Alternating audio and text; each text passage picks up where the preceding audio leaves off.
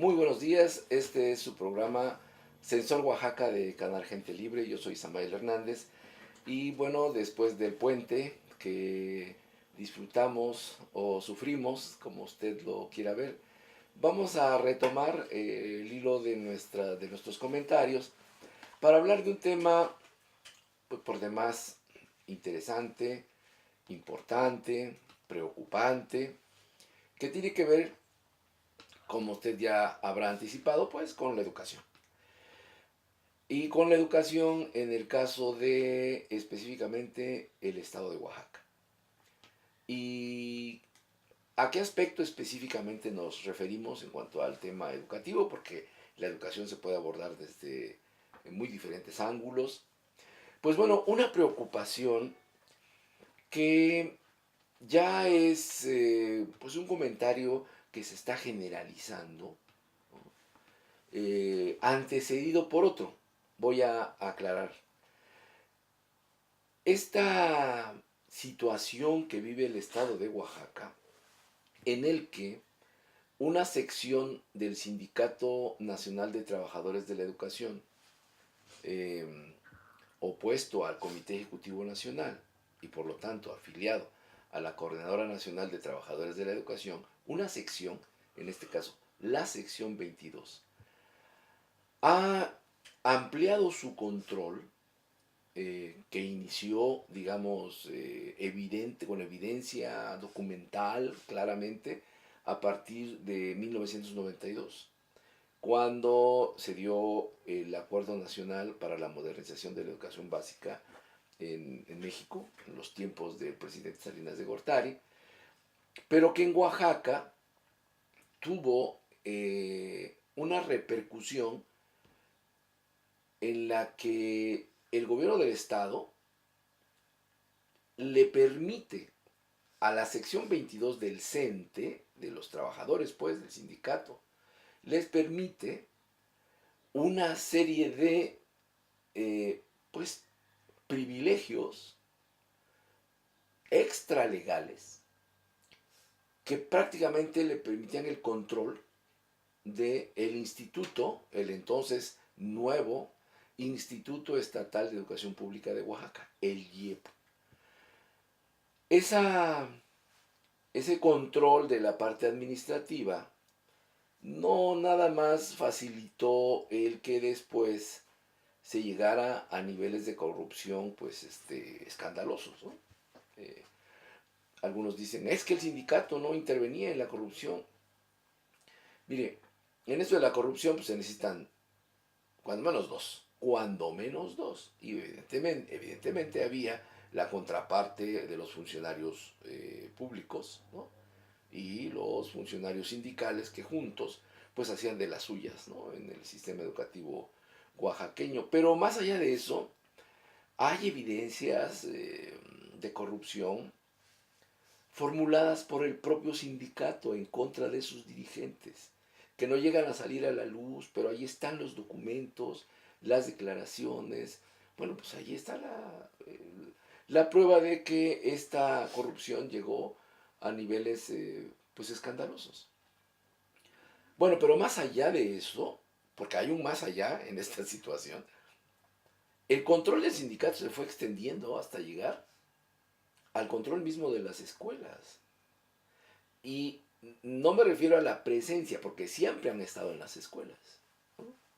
Sino el control en términos de manejarse con autonomía de las autoridades educativas. Esto fue mucho más evidente a partir del 2015 y sobre todo a partir de la creación, si no recuerdo mal, el 20 de julio, del nuevo IEPO, así llamado, el nuevo IEPO, ¿no? El, el nuevo IEPO fue algo así como, eh, pues me duele la cabeza, pero aquí le cambiaron, me duele el cuerpo, bueno, pues vamos a darle un machetazo a la cabeza para separarla del cuerpo, ya que no le duele el cuerpo. Pues sí, la cabeza ya quedó limpia, intacta, pero sin cuerpo. Fue salida extraña esta de la creación del, por decirlo menos, la creación del nuevo YEPO, porque le dejó a la sección 22 el resto del sistema educativo, es decir, la administración fue liberada, en cierta forma, liberada de la sección 22 sí, pero desastrosa en sus niveles de eficiencia en la administración del sistema, y dejó al cuerpo, es decir, al resto de las escuelas, desde el nivel medio superior hasta la educación inicial, en manos de la sección 22, quien a partir de entonces se mueve ya con una autonomía. Es una autonomía que tiene sus matices, como toda la sección 22, o sea, tiene unos matices que llaman mucho la atención. Por ejemplo, sí se manejan con autonomía, no aplican los lineamientos de la actual reforma educativa, la que implica un nuevo modelo que se va a poner en marcha, pero bueno, las políticas generales, ¿no?, de evaluación docente y todas estas cosas que son con lo que empezó la reforma, no aplican nada de eso. Ellos aplican su modelo, que es el Plan para la Transformación de la Educación en Oaxaca, el PTEO. Esa es su guía, y con esa guía trabajan en las escuelas. Tienen muchos problemas, porque ni ellos se ponen de acuerdo en cómo se puede hacer eso, lo que marca el PTEO, pero de todas maneras lo están haciendo así, es decir, usan, en teoría usan los programas, los libros de texto, cambiándole el enfoque y orientándolo hacia lo que ellos llaman esto de el modelo de ellos, la educación alternativa, que tiene algunas cosas que incluso se pueden poner en práctica en el marco de los programas oficiales, rescatables, pero en la mayoría no tienen bien a bien una definición clara, porque a veces promueven desde las aulas lo que dicen combatir en el discurso. Y no voy a entrar a muchos detalles, porque si no me llevaría mucho tiempo explicar esto. Bueno, entonces baste con que sepa usted que con la creación del nuevo YEPO, esa autonomía se empezó a dar, pero el matiz es este. ¿Quién expide los certificados? Pues lo sigue expidiendo el YEPO, el Instituto Estatal de Educación. ¿Qué es lo que validan esos certificados? Bueno, no lo sabemos muy bien porque los maestros no aplican el programa en el sentido en el que se establece la aplicación del programa, en la orientación que debe tener. Aplican un programa que tiene que ver con el PTEO. Entonces, como no sabemos en qué grado esto se hace, si es en el 100%, parece que no, pero la línea es que del sindicato es que así lo sea. Entonces el certificado de primaria, bueno, desde preescolar no hay, ¿verdad? Pero el certificado de primaria, el certificado de secundaria, hablando de educación básica, ¿qué significan? ¿Se está certificando qué? El PTEO no es oficial, pero el YEPO le da la hoja membretada, digámoslo así, al sindicato para que el sindicato certifique los saberes, ¿no?, las habilidades y todo lo demás que ellos, es decir, el sindicato, transmiten, fomentan, enseñan.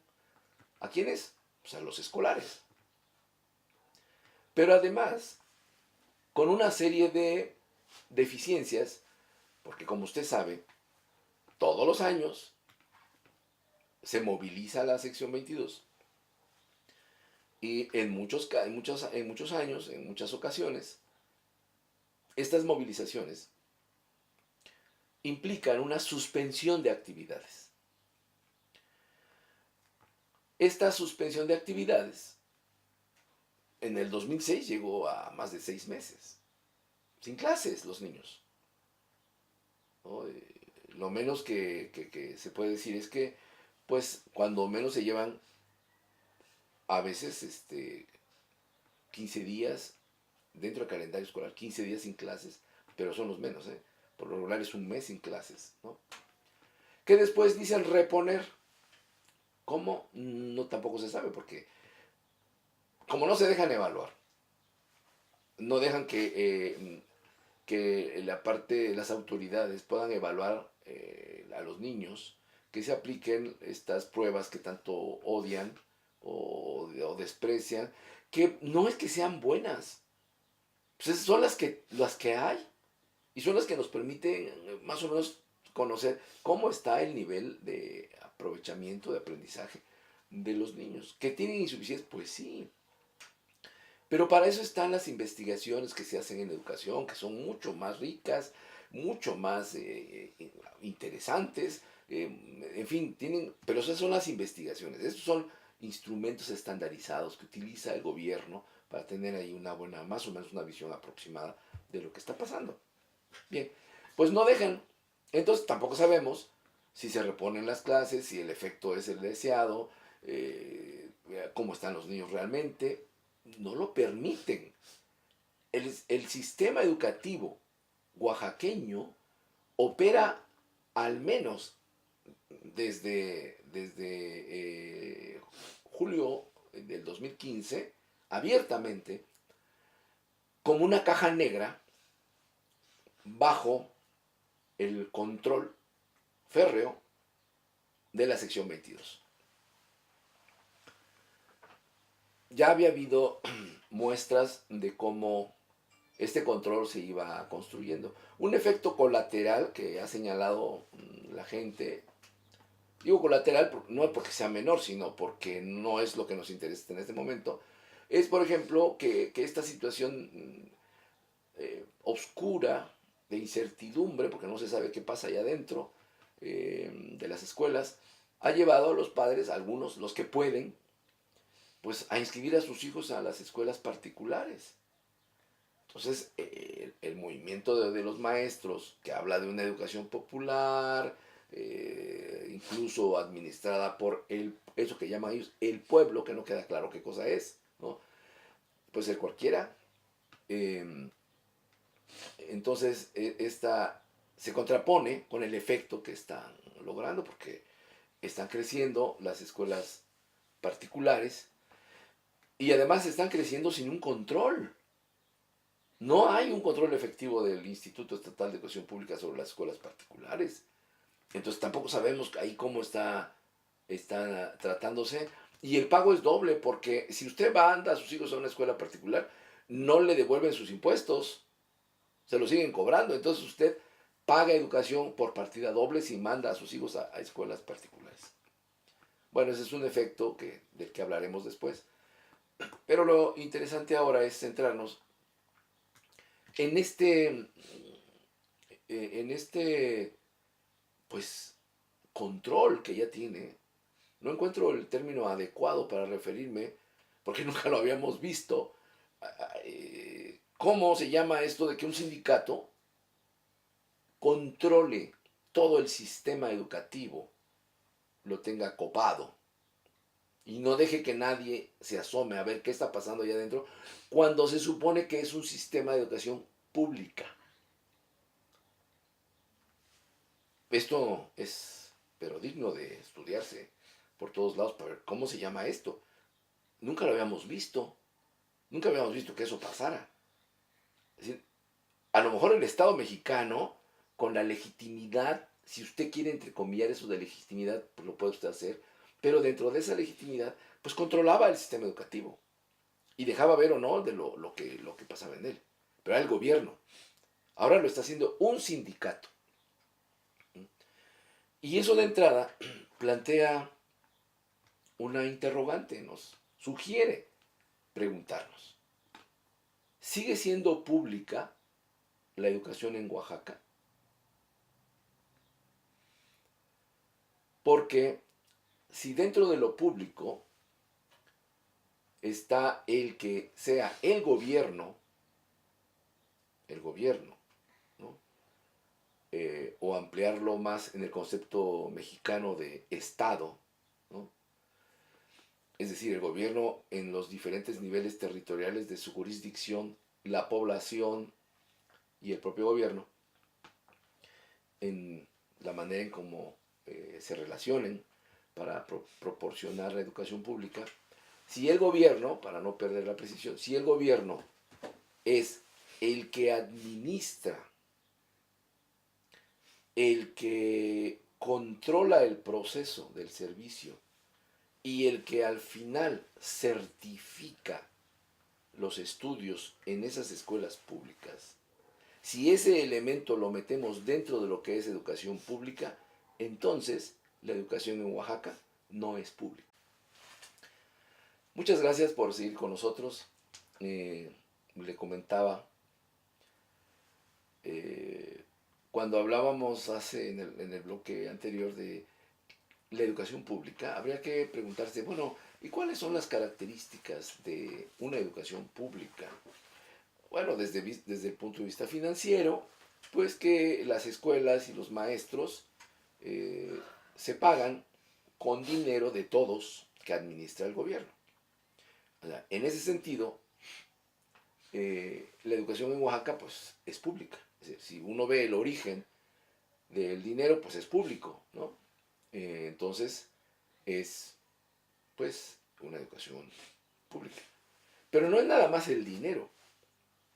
Es qué regula ese sistema, ese servicio de educación. ¿Qué lo regula? ¿Bajo qué normas se rige? Tiene normas en donde la intervención del gobierno en la conducción del servicio es fundamental. El gobierno autoriza el servicio, el gobierno proporciona los recursos para ese servicio, el gobierno regula todo el proceso, incluso los contenidos en el caso de México, de este proceso educativo del servicio, y certifica sus resultados. Si ese elemento define también lo público, en ese aspecto, en Oaxaca, decía, no hay educación pública. ¿Por qué? Porque aunque el gobierno siga en teoría proporcionando la educación, porque lo único que está haciendo en Oaxaca es dar los recursos financieros para pagar, ¿quién está operando? ¿Quién está regulando el servicio? ¿Y quién está certificando de facto? Porque el papel, el certificado lo sigue dando el IEPO, pues es el sindicato.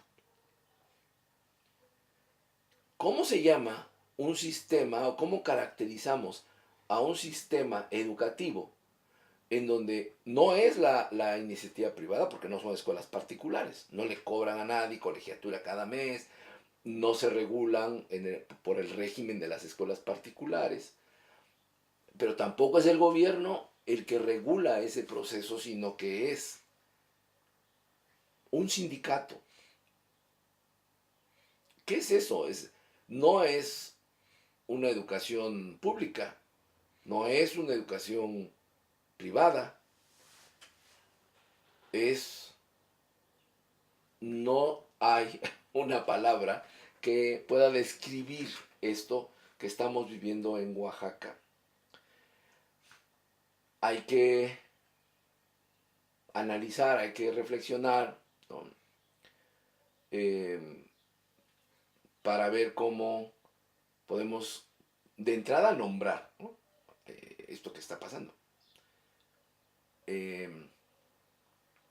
Nombrarlo y después pues avanzar en la construcción del concepto que nos permita rastrear sus causas, no nada más describirlo, ¿no? Rastrear sus causas. ¿Cómo fue que llegamos a esto? ¿Por qué? El asunto es que entonces si no hay una aplicación de la ley que haga que el control pase otra vez al gobierno, pues lo más seguro es que esto no solo se mantenga, sino tienda a extenderse. A extenderse. Miren, en Chiapas también funciona la Coordinadora Nacional de Trabajadores de la Educación. O sea, pero ahí hay un bloque, es decir, no es la totalidad. Lo mismo pasa en Guerrero, lo mismo pasa en Michoacán. El único estado donde el total del sindicato es de la CENTE es en Oaxaca. Y por lo tanto, en las escuelas no hay oposición. Surgió por ahí una débil oposición que ya terminó por dividirse, que fue la sección 59, que ya se dividieron en otros dos sindicatos pequeños, y eran pequeños, ahora son micro, ¿no? Pero ahí están, no son, eh, junto a la sección 22, no hacen contrapeso. Bueno, pues es el único lugar donde la sección 22 está al 100, digo, la CENTE está al 100%. Y aquí es donde se da este fenómeno. Este sí es un fenómeno, ¿no? No en el sentido fenomenológico donde toda percepción es un fenómeno, no. En el sentido, digamos, en el sentido clásico de la ciencia, es una anomalía, es algo que no se espera, que de repente aparece y rompe con la regularidad de las cosas que se venían observando. Entonces es un fenómeno, ¿no? Y eso es lo que estudia la ciencia. La ciencia estudia fenómenos, ¿no? Eh, bueno, este es un fenómeno en ese sentido. No lo habíamos visto. Habíamos visto cómo en América Latina se estaba dando, por ejemplo, un proceso de privatización de la educación, es decir, los grados escolares se convertían o se convierten en una mercancía que usted puede ir al mercado y comprarla. En unos más baratos, en otros más caros, pero es un mercado, es un mercado. Entonces la escuela funciona como una empresa que vende grados escolares, ¿no? ¿De qué los quiere? De primaria, de secundaria, de... Claro, son más caros conforme más altos, ¿no? Entonces, los que tengan dinero para entrar al mercado podrán comprar grados escolares, ¿no? Eh, los que no, pues se quedarán así. Y la gran mayoría no tiene dinero. Entonces, pues la gran mayoría se quedará sin grados escolares o cuando menos sin muchos grados escolares. Normalmente la situación de pobreza, eh, lo que las investigaciones muestran es que eh, llegan, si acaso, a la escuela primaria como cantidad de grados que pueden acumular, ¿no? Dada la situación de lo público, ¿no? de, la, de la educación, ¿no? Y las determinaciones del entorno económico, social, cultural y todo eso. En un sistema en donde la educación es abiertamente privada, ahí está claro que pues no van a tener ni primaria, es decir, porque no tienen dinero. Si algo tienen los pobres es la carencia de dinero, ¿no? En cambio tienen otras cosas, claro, que a lo mejor después platicaremos, pero porque Oaxaca también tiene ese problema, ¿no? El de la cantidad de pobres que tiene, ¿no? En fin, el asunto es que esta tendencia hacia la privatización, ¿no? fue precedida por una tendencia hacia el fortalecimiento de la educación pública, sobre todo en los niveles básicos, ¿no? Así como en los años 70-80, fue así, el crecimiento muy fuerte de la educación básica de carácter público. Después, la tendencia hacia la privatización, ¿no? que empezó a emparejarse con esta idea de la calidad de la educación, ¿no? La calidad de la educación coincide en el tiempo con la tendencia hacia privatizar las escuelas. Privatizarlas, insisto, no como lo dice la sección 22, que sospechas que esto, que se va a privatizar, porque no hay aquí un indicio claro de privatización. Privatización en el sentido de que las escuelas funcionan con capital privado y venden grados escolares. Y a esa escuela nada más entran los que los pueden comprar. No hay así que la educación es un derecho para todos. No. En un sistema privado, la educación es una mercancía, no es un derecho. Entonces, si tienes dinero, vas y la compras. Y si no, pues te aguantas. Aquí no pasa esto. Pero lo que no habíamos visto es cómo un gremio toma el control de un sector público. Habíamos visto, en el caso, por ejemplo, de Petróleos Mexicanos, en el caso de la Comisión Federal de Electricidad, cómo el sindicato controlaba las contrataciones, las condiciones laborales, ¿no? Las prestaciones, y en ese sentido pues extraía recursos públicos hacia el sindicato, a un grado que superaba lo que la propia ley permitía. Pero no habíamos visto, por ejemplo, que en el caso de Pemex el sindicato controlara la venta de la gasolina. La controlara abiertamente, es decir, yo aquí vendo la gasolina y veo cómo se distribuye y los pozos petroleros, yo decido dónde. Tenía una influencia importante, pero no tenía un control así. Tampoco lo tenía en su momento el sindicato de electricistas, en el caso de la Comisión Federal de Electricidad. No teníamos, no controlaban ahí la venta del servicio. A lo mejor permitían corrupción, ¿no? Pero no como en la educación, donde el gremio controla el servicio, la oferta del servicio. Entonces, me parece a mí que hay suficientes elementos para decir que estamos en Oaxaca viviendo una situación eh, inédita. No lo habíamos visto antes.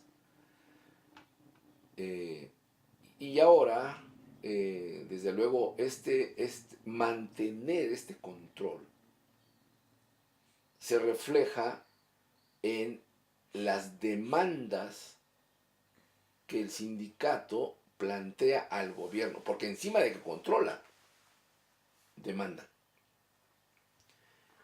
demandan y esas demandas, evidentemente, por el carácter del control, de las necesidades de control de donde derivan, no son laborales. Si uno revisa el actual pliego de demandas de la sección 22, las demandas laborales no están. Y cuando digo laborales me refiero a, bueno, incremento de salarios, prestaciones, condiciones para el ejercicio o desempeño de su función, seguridad en el empleo, ese tipo de cosas no están. Entonces, ¿qué está? Interesante, está, por ejemplo, el que les den el reconocimiento oficial, lo que llaman la toma de nota, de las autoridades laborales para que su dirigencia tenga legalidad. Esa es la principal demanda, ¿no? Tiene que ver, claro, con el ejercicio del control, porque si no tienen esa legalidad, pues queda totalmente al descubierto que pues es casi delincuencial, porque pues no son reconocidos, y entonces ¿por qué están tomando el control y asumiendo una representación que no tienen, reconocida legalmente? La otra demanda importante es que le paguen, que le pague la SEP, porque actualmente les paga el sindicato, a los comisionados sindicales, pero no a los comisionados sindicales que dicen los estatutos del CENTE, sino a todos los comisionados sindicales que operan en el aparato de la dirigencia de esto que se conoce como el Movimiento Democrático de los Trabajadores de la Educación de Oaxaca, el MDTO, que son cerca de 1000, ¿no? Esas son las principales demandas. Después ya vienen que pago a los regularizados, las 3.699 plazas, la contratación de los egresados de las normales, que es una fuente de fortalecimiento, porque pues son más agremiados, hay más base, digamos, se extiende la base, aunque el sistema educativo no lo necesite. Eso no importa. Lo que importa es que haya más sindicalizados, ¿no? Porque mientras más sindicalizados, pues, tienen más fuerza. Son el sindicato más grande que hay en Oaxaca y considerado nacionalmente, pues el CENTE es uno de los sindicatos más grandes de México y de Latinoamérica. Entonces, el asunto está describiéndose un poco como hacia dónde va esta jornada de lucha, como le llaman, 2017, que ya arrancó en los primeros, como prueba, primeros días de mayo, pero que se va a recrudecer a partir del 15, como ya lo están anunciando los maestros de la sección 22. Muchas gracias por seguir con nosotros, le voy a seguir platicando. Le decía que es muy importante saber qué nos podemos esperar a partir de este 15 de mayo como ciudadanos y como padres de familia. Seguramente usted mandará a su hijo a una escuela pública, otros de nuestros amigos televidentes pues los enviarán a escuelas particulares. Pero la gran mayoría seguramente manda a sus hijos a escuelas públicas, ¿no? Pues las cosas no están como para pagar colegiaturas en las escuelas particulares.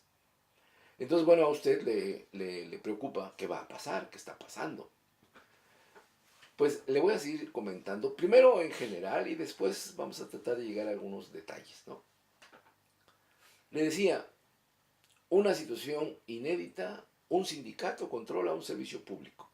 ¿Se puede seguir llamando a eso educación pública?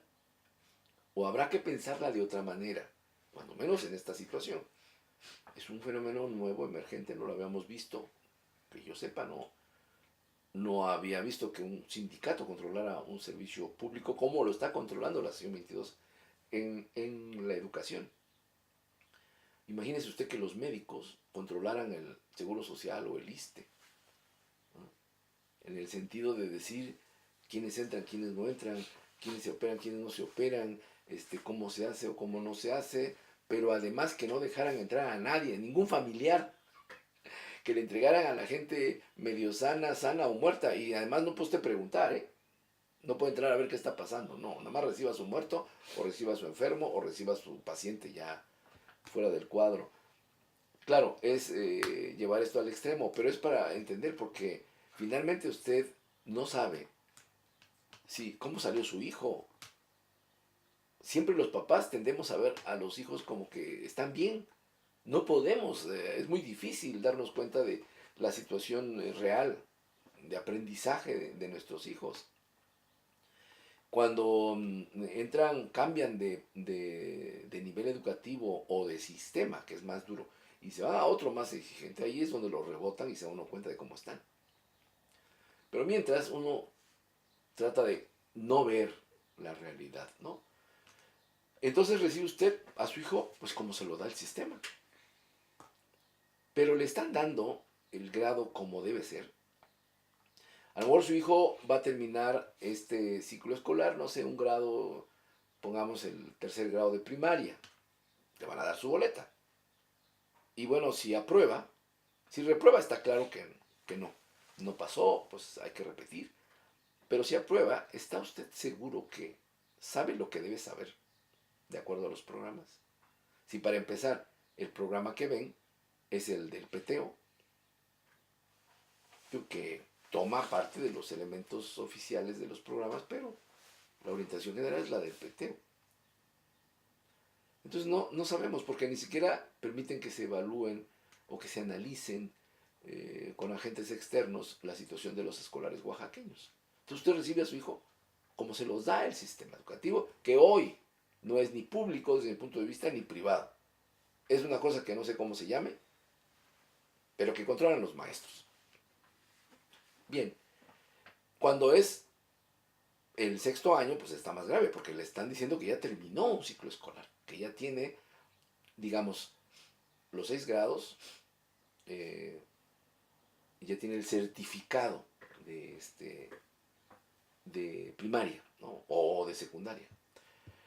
Es más delicado porque es un periodo que se está certificando y que se supone que se cumplió con los requisitos del sistema educativo. Pero eso en Oaxaca no está sucediendo. No se están aplicando las normas del sector educativo. Públicas, ¿eh? Públicas. Si antes era difícil, era problemático, ahora bajo este control, pues ya no. No, simplemente, para no andarle dando vueltas al asunto, no hay intervención del gobierno. Y no se atreven a decirlo. Siempre tratan de esconderlo con que no, sí, nosotros ahí estamos dando el seguimiento, estamos... No es cierto. En fin. Eh, ahora, en esta situación, los del sindicato que controlan todo esto, como ya le dije que no sabemos cómo llamar, eh, los del sindicato van a empezar a movilizarse ya fuerte a partir del 15 de mayo. Sus demandas obedecen a las necesidades de este control, ¿no? Y a escalar a nivel nacional todo este modelo. Bueno, pues estas demandas no se pueden resolver en el marco estatal. Son demandas que obligan a la intervención del gobierno federal. Pero el gobierno federal no quiere, el gobierno federal quiere aplicar la reforma educativa. No puede, no ha podido. Y es muy difícil que pueda en las actuales condiciones, porque el sindicato ofrece una resistencia increíble, ¿no? Ahora poco, a principios del mes de mayo, fueron y tomaron las posibles sedes donde iban a hacer las evaluaciones, las de la reforma educativa, a los docentes que quisieran. Bueno, pues no se hizo. Dijeron que no iba a ser ese día, que ahora se pasa para el 17 de mayo o algo así, o no recuerdo las fechas, pero para después. Eh, es una justificación. ¿De veras estaban en esas fechas o las cambiaron porque no pudieron? Porque lo que sí sabemos es que los maestros van y sabotean el examen o lo boicotean, ¿no? Lo boicotean, impiden, pues, ¿no? Y si se está haciendo, lo sabotean, es decir, desde dentro lo hacen reventar, ¿no? Lo hemos visto, así lo hacen.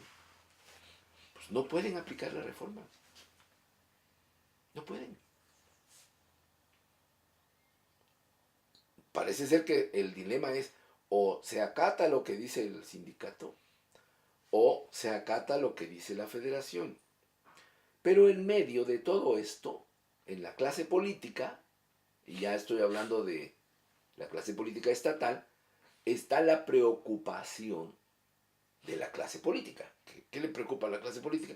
Pues las elecciones, porque es la forma en cómo ellos se reproducen como clase para seguir en el poder y todo lo que trae como consecuencia. Entonces, y como la clase política está muy descompuesta, lo cual no quiere decir que esté muerta, ¿no? Muy descompuesta porque, si usted se fija, han estado deteniendo ahí a gobernadores, bueno, a todos, ¿no?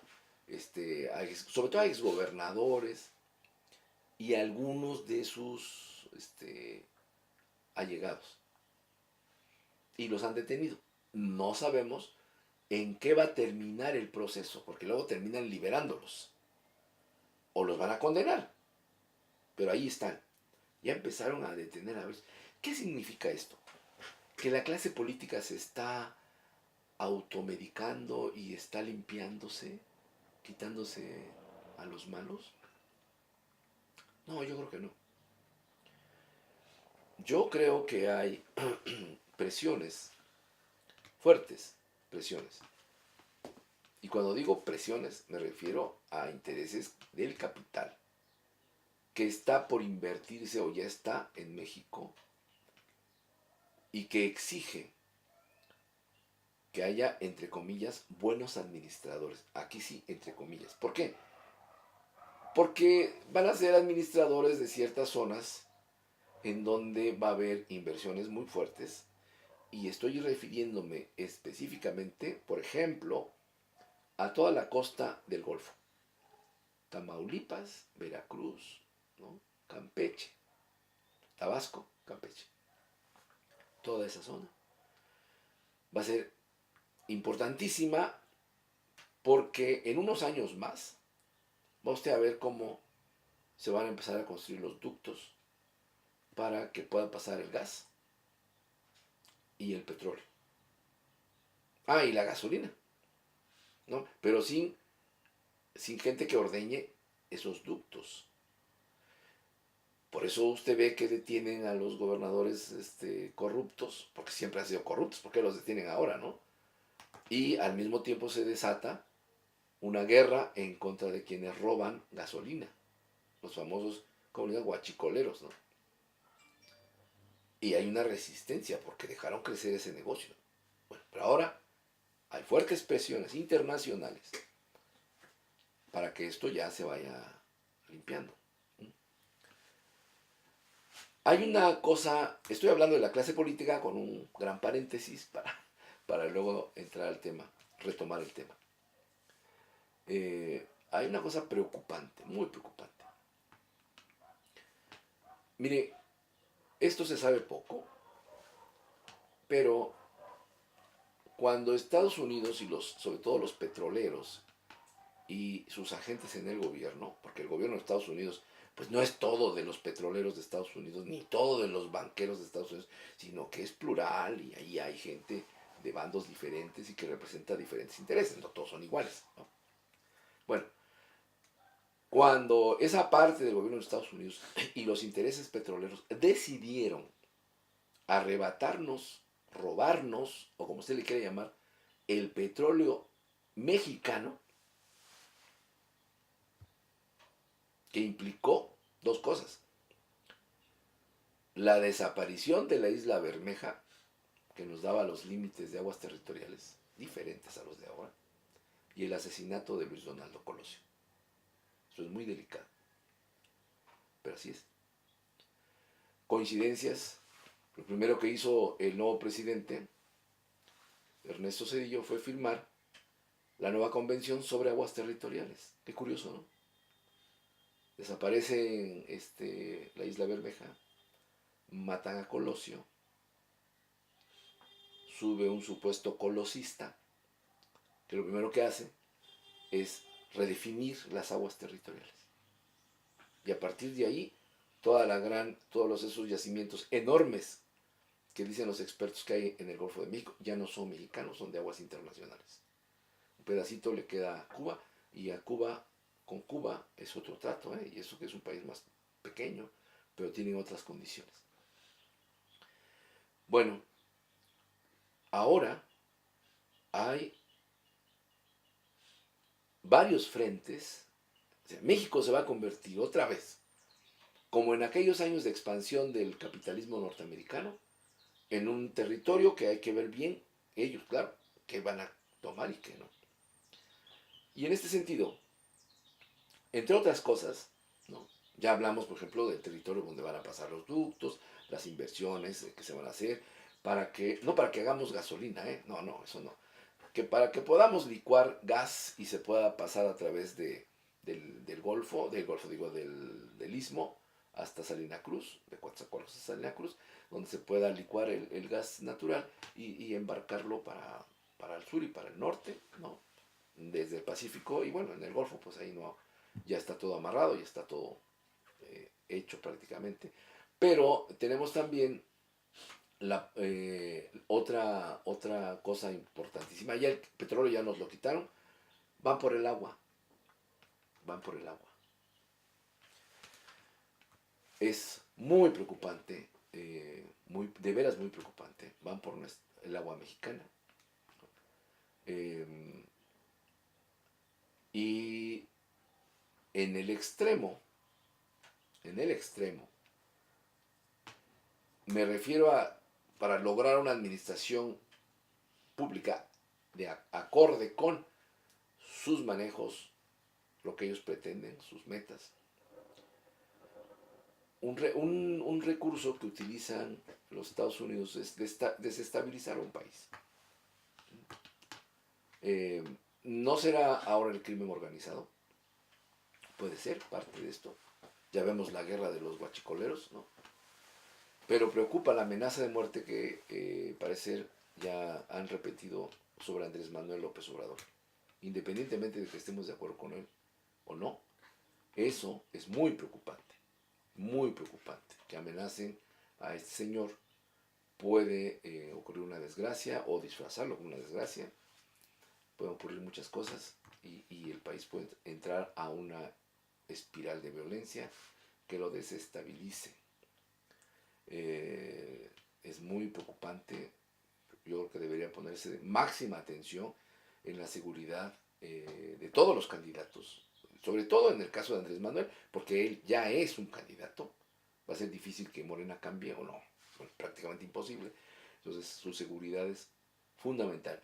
Su seguridad se ha convertido en un elemento de la seguridad nacional. Entonces no se puede jugar con eso, se tiene que ver con mucho cuidado. A ese nivel de descomposición ha llegado la clase política. La misma, regreso al tema, que ahora en el caso específico de Oaxaca está observando esta tensión entre la reforma y el sindicato, ¿no? Y toma partido por ¿cuál? ¿Por el sindicato o por la reforma? Pues por ninguna de las dos. No toma partido, sino que trata de que esto sea administrable. Y por ahí encuentra elementos que obstaculizan el que esto se pueda administrar. El Estado de Oaxaca, y desde el punto de vista de la clase política oaxaqueña, se necesita cierta flexibilidad de la reforma, pero también se necesita cierta flexibilidad del sindicato para que se garantice la gobernabilidad, no la educación, de calidad y todo, la gobernabilidad. ¿Por qué? Pues porque vienen las elecciones del 2018. Ahí tienen que entrar en el juego de todo este asunto de la reproducción de la clase política mexicana, en donde entran estos signos negativos de los que ya un poco apunté en el paréntesis. Entonces, todo esto de conjunto, pues a lo que lleva es a ver en un futuro próximo poco alentador. Bien, pues gracias por continuar con nosotros. Voy a tratar de redondear esto. Primero, intentando no hacer predicciones, porque no soy mago, ni menos, ni mucho menos, sino todo esto permite configurar varios escenarios, ¿no? A futuro inmediato, a corto plazo. Por cierto, un comercial, si usted quiere enterarse de cómo construyo estos escenarios y toda la parte técnica, metodológica, lea usted en su próximo número la revista Movimientos de la red de investigadores sobre movimientos sociales. Ahí va a aparecer un artículo mío en donde explico un poco la técnica esta para hacer estos escenarios. Y ahí viene, pues, obviamente, el caso de la sesión 22, etc. Pero bueno, este escenario, uno de ellos, es un escenario conflictivo, muy tenso, el que se va a vivir en esta jornada, pero es un escenario que se tiene que considerar como previo al 2018, que será donde se desaten todas las tendencias y contradicciones que tuviéramos en esta coyuntura. Pero en este 2017, digamos que será una primera prueba de tensión, ¿no? Va a definir mucho cómo resulten las elecciones en el Estado de México en la lectura de los diferentes actores políticos en esta situación. Me refiero a los oaxaqueños, ¿no? Entonces, pero lo que sí podemos esperar en un escenario es que se van a dar tensiones muy fuertes. Para mí, estas tensiones fuertes, sin perder de vista todo lo que hemos comentado de lo político, lo económico, etcétera, tendríamos que ubicar esta observación en el plano de ¿y qué va a pasar con el sistema educativo? Esas tensiones lo van a llevar a tratar de recuperar su carácter público o a profundizar su carácter bajo control de la sección 22, ¿no? O va a haber una ruptura clara y vamos a ver cómo se empiecen a disparar otras opciones, otras opciones. Por ejemplo, una opción en la que la figura de los padres de familia y los directores de las escuelas adquiere una centralidad importante. Es decir, como ni el gobierno, ni el sindicato, ni el gobierno estatal, etcétera, son capaces de resolver esta tensión entre qué es esto, una educación pública o una educación que la proporciona aquí en el sindicato. ¿Quién puede irrumpir ahí? Y lo está haciendo los padres de familia, los directores de las escuelas. Pero fíjense bien, estoy hablando de un binomio, padres de familia y directores de las escuelas, no nada más los padres de familia. Si estos dos actores llegan a un acuerdo en su escuela, pueden romper con toda la dinámica de la que estamos hablando. Y decía fuera de cámara, bueno, este es un elemento esperanzador dentro de lo negro que le he pintado a usted el cuadro. Hay soluciones, sí, pero no van a venir de los actores principales. Tiene que venir de este actor dual emergente, son los padres de familia y los directores. El sentido en el que se dé ese pacto, ese acuerdo, va a marcar la tendencia futura de la naturaleza del sector educativo en Oaxaca. Si ese acuerdo se da en el marco de la sección 22, porque lo están intentando construir, eh, pues ya sabremos qué va a pasar, ¿no? Pero si ese acuerdo se da eh, en una dialéctica, en el sentido original, con el gobierno y con la sección 22, entonces va a ser muy interesante ver cómo van a operar las escuelas en esas nuevas condiciones. Por lo pronto, ni el gobierno del Estado ni el gobierno federal le han puesto atención a esta dualidad emergente que son los padres de familia y los directores de las escuelas. Habrá que poner mucha atención en el comportamiento de estos actores sociales. Le agradezco que haya estado con nosotros en esta emisión. Desde luego, usted puede dudar de todo lo que le digo, de eso se trata. Fórmese su propio criterio. Este es un punto de vista que es el mío. Puede tomarlo como referencia para observar las cosas y ver si es así o no. Puede desecharlo totalmente. Use usted su propio criterio, que de eso se trata. Pero informémonos. Tratemos de informarnos bien. Por eso le agradezco que nos siga, porque nuestro interés en Sensor Oaxaca y en Canal Gente Libre es formar ciudadanía. Y un aspecto importante de la ciudadanía es tener un criterio propio y capacidades para tomar decisiones como ciudadano y actuar. Sobre todo, actuar. Le agradezco entonces y lo invito a que nos vuelva a ver en el siguiente programa. Muchas gracias.